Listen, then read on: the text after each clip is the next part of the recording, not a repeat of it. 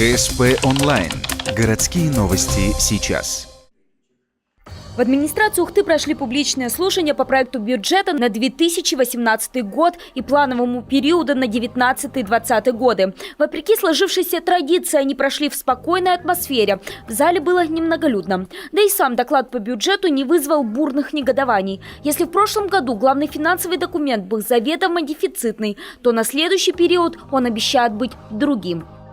Бюджет запланирован с профицитом на 2018 год в размере 58 миллионов рублей, на 2019 год 13 миллионов рублей.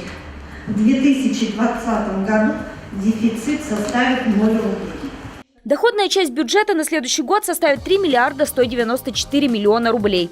63% из них планируют потратить на образование.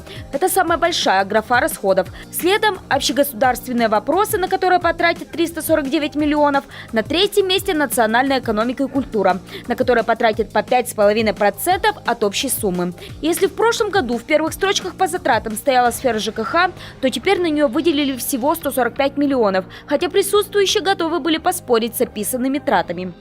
Все меньше и меньше мы платим за электроэнергию. У нас что сейчас? Все освещается, ремонта не надо с каждым годом. Посмотрите, было 33 в 2016 году, а сейчас 20 миллионов с половиной. У нас что, все хорошо? Сколько уже, просто я вам скажу одно, очень много жалоб, освещения нету вообще. ДТП очень много. Почему у нас такая ситуация? Стоится в планах есть замена на энергосберегающие светильники. Соответственно, да, у нас появится экономия. Но, по мнению депутата, этот переход на энергосберегающие светильники потребует еще больших вложений. Также у присутствующих возник вопрос с перевозками воздушным транспортом в селе Кедвовом. В указанном проекте бюджета сумма в 2 раза меньше, чем в прошлом году. Оказалось, в брошюре, выданной на слушаниях, не были указаны все межбюджетные трансферты.